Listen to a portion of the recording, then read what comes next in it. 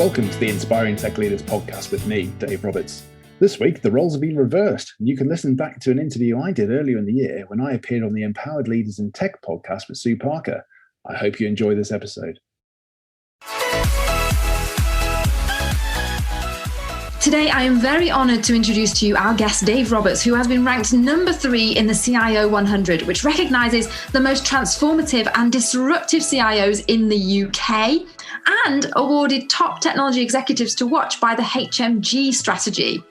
Included in the Hall of Fame by Cybersecurity Observatory for contribution as a senior global cybersecurity leader. I have had the pleasure of working with Dave Roberts, and now he heads up Stantec as a global IT director, covering Latin America, Europe, Africa, Middle East, and Asia Pacific. He is also a non-executive director and a fellow for the BCS, and a tech mentor with over 20 years of IT experience. So a huge welcome and thank you for joining us today, Dave. Wow, what an introduction. Yeah, thanks. It's all great. True. It's an incredible achievement, really. It's great to be here, and I absolutely love this podcast series that you've created as well. So I'm really honoured to be a part of it today. Thank you very much. And we are very lucky to have, what is going to be a very inspirational interview. I can feel it now. We've been talking about this, and I know you've got an incredible journey to share, so we can all learn so much. Now, I want to start by talking about, the big challenge we've got today is fitting all of this career journey into a podcast of less than 45 minutes, 20 years no less, so that we can empower those IT professionals that we know will become future thought leaders of tomorrow. And I was thinking, this is such an impressive resume. I was probably thinking at the start of my career, this won't happen to me. And I bet we've got listeners now thinking, well, I'm never going to get there. And I believe that by listening to your story, we can drive those people, drive other IT professionals to reach for a CIO role. So I guess I'd like to start at the beginning and ask, how did you start your career in IT? And did you even know that this is the career path you wanted to follow? When I was in sixth form, I studied business studies, and I knew I wanted to continue along that path, but also was keen to introduce technology into my studies as well. So I selected to do a business information systems degree at Liverpool John Moores. And what really attracted me about that particular course was that it was a 4-year sandwich course that allowed me to have a placement in industry for a year. So I went and I worked for a training and enterprise council, and working on the IT service desk there was a great introduction really to IT, and it was such a great experience for me that I knew this was a career that I wanted to follow once I had completed my university course. So I was very lucky to have a fantastic manager at the time, a guy called Jonathan Davis, who's been an incredible mentor to me and also a friend still to this day. He gave me my first opportunity with that placement course that I did, but then subsequently, I went on to work with him in another organisation, and he actually gave me my first management opportunity as well. So in a different organisation altogether.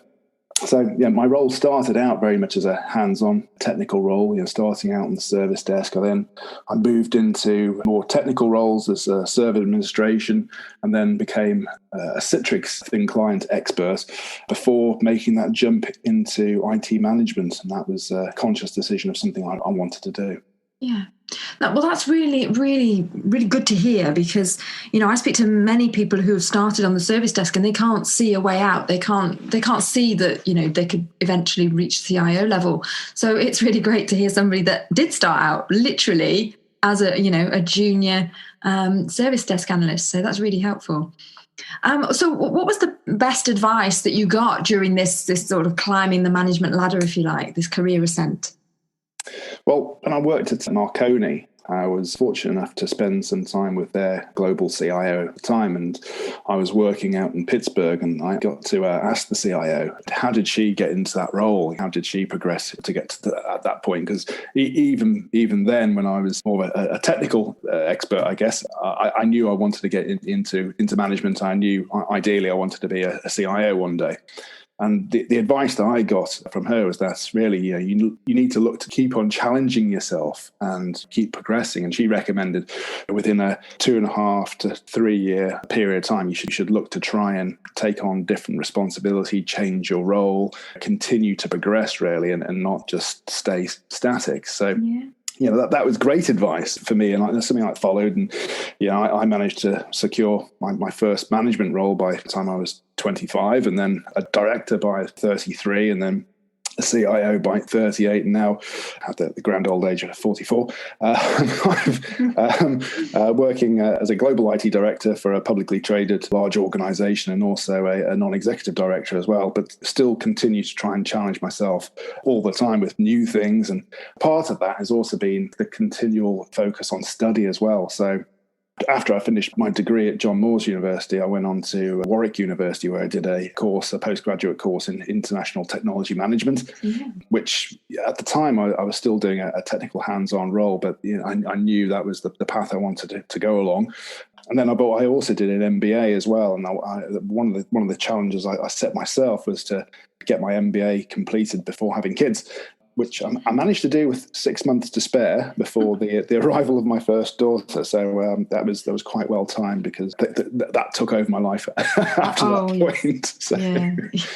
Yeah. I did the last year of my master's, my project dissertation year with my son. And had I not been so far through it, I think I would have easily given up on it at that point. It is a challenge. It's hard work, isn't it? Yeah. Certainly, with work as well, with full-time work. So you gave us some fantastic tips there. I want to just sort of recap. We're I don't want to miss all these great things. So the key thing there in the beginning, you had clarity. You knew you wanted one day to be a CIO, and having that vision and knowing that's what you want to hang on to, even at a junior level, asking those questions is really great. And I think a lot of us need to sort of get that vision really clear in our minds, don't we? Of what is it you want? What is it you're aiming for? And maybe not hold ourselves back and think and play small and think that we can't achieve these things. Anybody can do this.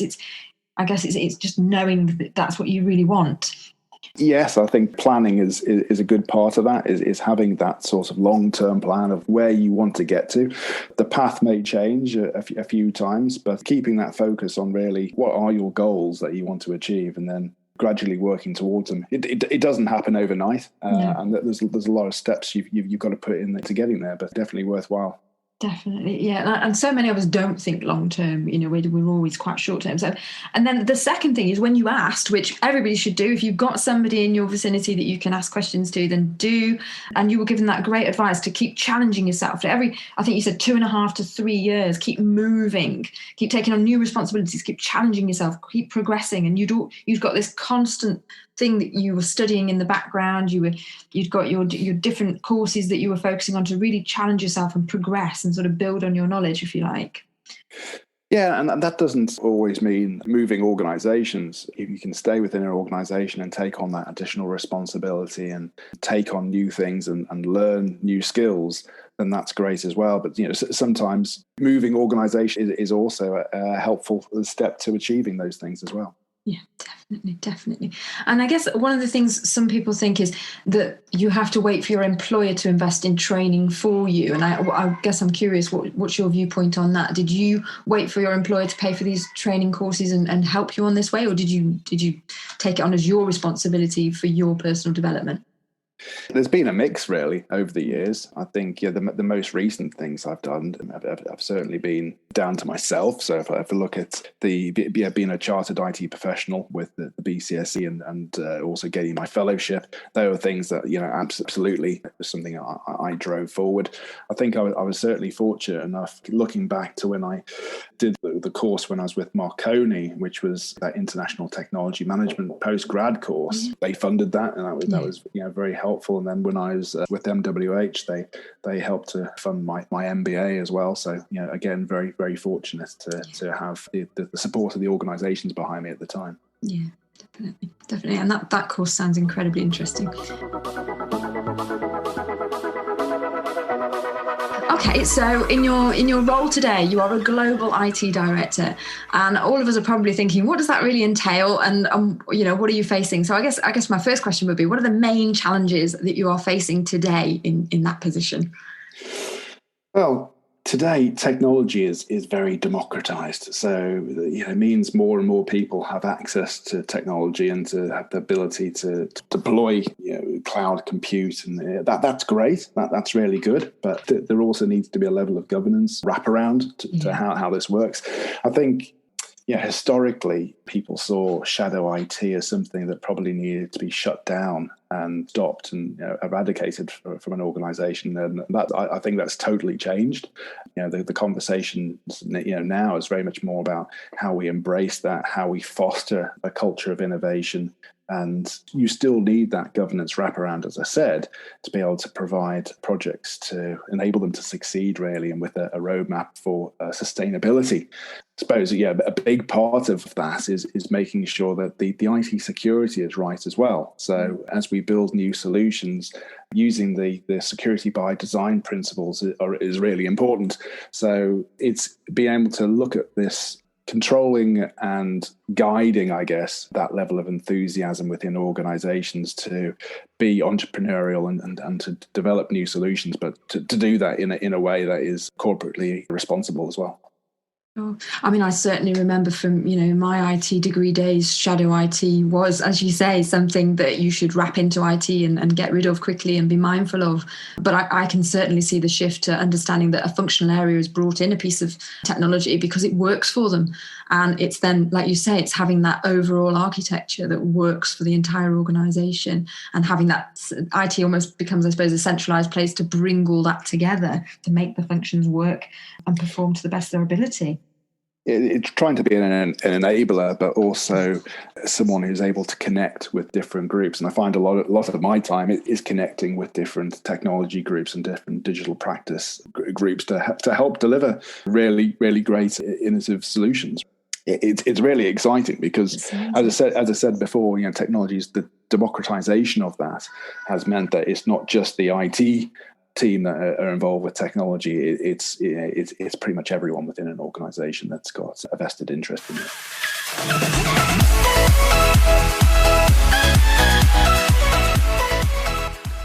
So how do you go about creating a culture of innovation in your role? Where do you start, and what kind of things have you found have worked or not really? Well, I think it's very difficult to innovate when you've also got the responsibilities for operational business as usual activities. And one of the things that I've said on a number of occasions really is the importance of making room for innovation and creating a space where people can try new ideas and they can look at ways where actually failure is accepted, and knowing that you're not always going to get successes at every stage of the process. So working in that sort of agile methodology really helps to support that mindset of iterative delivery and focus, which is absolutely critical when you're thinking about creating a minimal viable product that you're trying to launch. So if you look at creating small squad teams in an effective way to bring in those relevant skill sets together in a focused group to really focus on product development, that helps you to move quickly. But I think you've got to have the energy and the enthusiasm within your leadership team, really, as well, to get people excited and engaged about what you're trying to do, what you're trying to develop, and you want to inspire those others around you to think in a similar way. So it's so important to have that culture that is open to change and can think in a very much an entrepreneurial manner, really. So I think if you can generate that passion and interest from your team, then it's likely that you're going to get the commitment and those creative ideas coming back as well. So it is really about creating the right culture and giving people the space to innovate, not try to do it alongside a day job as well.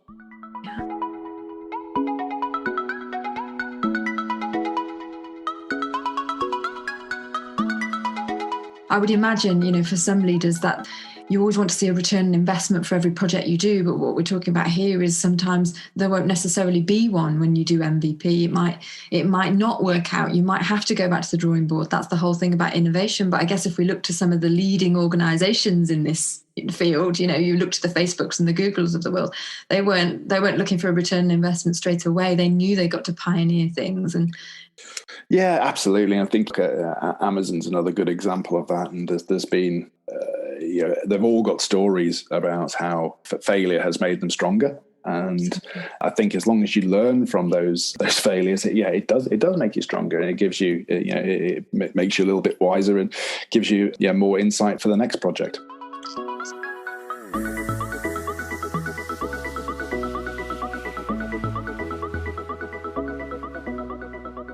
So what in innovations would you like to see more widely adopted in organizations to make IT leadership job easier in delivering more value to those businesses?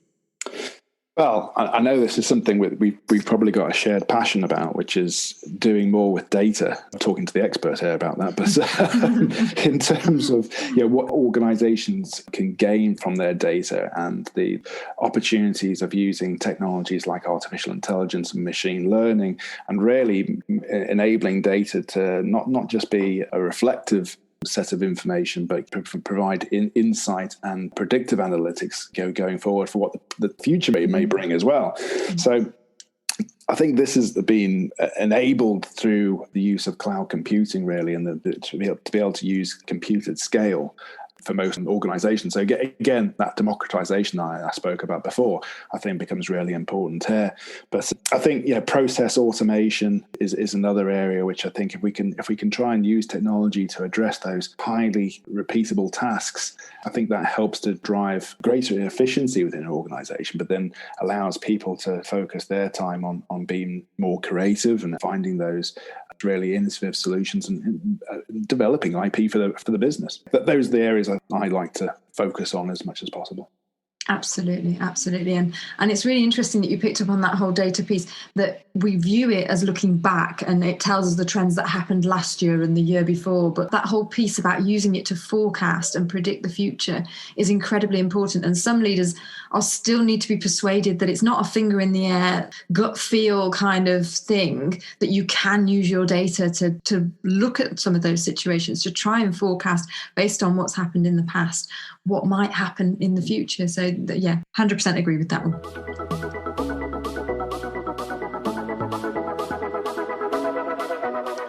Bill, so moving on, digital transformation. How can the digital transformation process inspire your employees? Well, I think when if they're looking at their careers, they want to move up the value chain in what they do. And I think digital transformation, some of those things I talked about just before with process automation, and enables people to focus more on those value add activities, and helps them to focus on innovation more and creating IP within a business. And I think being part of something as technology forward and as exciting and transformational is exciting for individuals. And I think that is, people like to be in that environment where it really creates a buzz around what they're doing, and creating something new is always very rewarding. At least it is for me, more so than doing the same task day in, day out. I think if we can use technology to try and address those areas, we're able to focus people's attentions on being more creative. Absolutely. I mean, there's been a lot of research lately about job satisfaction and the whole newness, the idea of doing something new constantly. It makes people feel more fulfilled, that like they're contributing to something of value rather than, as you say, the repetitive tasks, which we can automate. So I can absolutely understand how that would happen. Okay, so we know digital transformation is really positive for employees, but how do you bring on board the other executives to understand the value in it, in the technology and that strategic approach within the business? Well, I think you really got to focus on what the business outcomes are, and not talk too much about the underlying technology. At the end of the day, it's the output that really matters, not the journey of the technology you use to get to that output. So, really focusing on the so what element of those conversations. What is it actually going to do? Is there also thinking, is there a market for what you're proposing? Does it actually provide any tangible benefit for an organization? So you have to challenge your own thinking around what you're looking to do anyway, because it's got to be able to add value in some shape or form. We ask that question a lot in data. So what? So what does it mean? What can we do with this? And when you're doing a piece of work that you don't understand what the value of it is, it's also demotivating to you as an employee. So of course it's they can't see a return on investment. The business, you can't win their support. it is very important to know what value you're adding, what it could contribute to, and where it could lead to. I like that, the focus on the output, not necessarily the journey or the underlying system, because so many times we focus on, are we delivering a specific piece of software or functionality, and the focus is so much on the functionality of it and less on the output that it's going to give us or allow us to do, and even if actually the original thing doesn't meet the spec. And I guess this is kind of the thing, isn't it, with the whole waterfall. We've got a list of requirements, but what we realised throughout the project is that those requirements are no longer valid, because what we want to achieve, we can achieve differently. And I guess that's the whole agile waterfall approach as well. You're more likely to get to an output that really works for the business versus this is what we agreed 2 years ago we would deliver.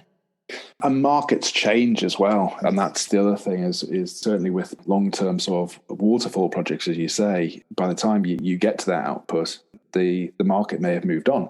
Exactly. So having that iterative, fast deployment mechanism means that you're able to get something to market quickly as a minimal viable product, but then you're able to build on that and look at the feedback that you get, and you're able to be a lot more agile in your ability to change course and direction as needed, really. So the modern world is all about speed. Yeah. Yeah. As daunting as that can be, some people feel they can't keep up. But I remember reading that the Facebook's mantra is move fast and break stuff. and I thought that's very bold. That's very brave in the industry that they're in. But you can see why. You can see why they're encouraging people to do that. Yeah. It's been an absolute inspiration to have you here today. I certainly feel that if I'd have had somebody like you or this information 10 years ago, then I would probably have sort of honed in on a CIO role myself and really sort of made it happen. You shared some fantastic strategies and some ideas with us today. But I want to ask you one more question, if I can. And that is, if you could give us one piece of advice for somebody who's starting their career in technology now, what would it be? Crikey, just one piece of advice? There's probably lots. Well, we don't mind value add, but I think don't be afraid to try new things and learn new skills. And, self-development is so important, and don't be afraid of failure. You won't get it right every time. That's okay. You learn from those experiences. You keep going on. Definitely embrace change, look for opportunities to keep developing. And I think getting involved in the technology community and start to meet other people is really important, because you'll learn a lot just from those conversations. And who knows where those discussions could lead to. There's a world of opportunity out there. Absolutely. And I guess, actually, I don't know how you feel about this, but just picking up on what you said about failure being okay, do you feel that there's anything that didn't go well for you in your career, but you turned it around, you bounced back, you changed direction or something? Oh, that's a difficult one. It is a challenging one, isn't it? But it's funny because I don't tend to dwell on those things. I'm much more with a forward-focusing lens, I guess. Yeah. So there have been things that I've done wrong during my career, and what actually I remember when I was more technical, I remember having a real issue that I actually made a bit of a mess of an Active Directory once, and that caused a few problems. So probably a low light in my technical career, but yeah, I certainly learned from it, and we got it resolved in the end. But I'm trying to think of any other examples. No, it's just one of those things. You take on challenges every day. And, yeah. Some things you'll get right and some things you won't get right. But I think at the end of the day, it's all about the people and getting the best out of the people and being able to inspire people to do the best that they can do, and being there to support and help and guide and provide counsel to them. That is the sign of a good leader, I think, and being able to show compassion in those other circumstances when things maybe don't go quite right, and know that actually, as I said, failure is okay, and people shouldn't be afraid of it.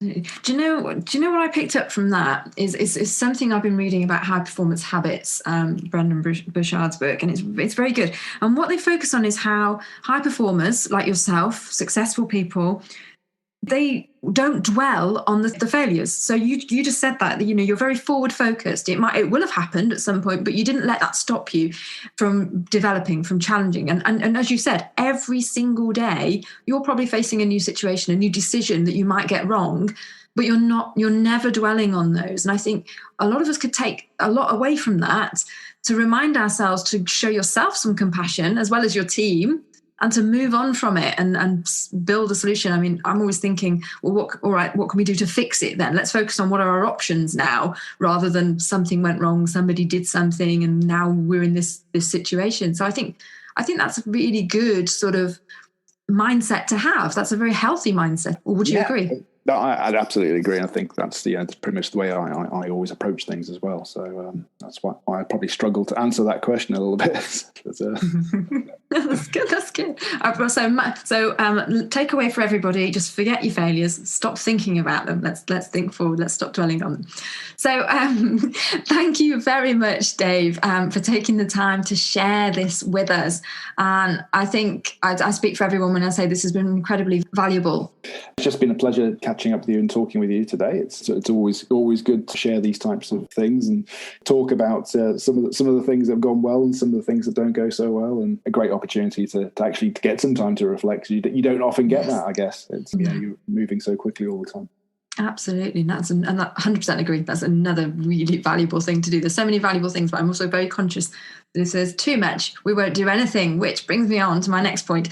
We can all listen to this and we can kind of listen, but not actively take in any of this advice.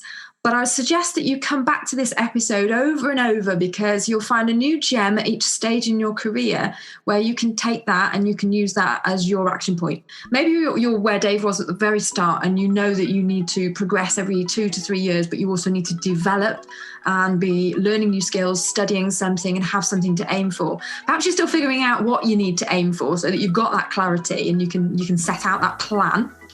Or perhaps you've just recently gone through a failure and you need to figure out how to pick yourself back up, not dwell on it, move forward, take on a new challenge, and keep focusing on the forward. And there were so many great things here. Perhaps you're new to leadership and you're wondering, how do I introduce innovation? How do I make room for it? As Dave says, you've got to make room for these things. Whatever it is, listen back through the podcast and write it in your phone, whatever you make some notes on your planner of things that you can do so that you can keep making those incremental shifts in your career and keep progressing. So have a fantastic week. Thank you so much, Dave. And I will speak to you again soon. Thanks, Dave. Cheers. Thanks.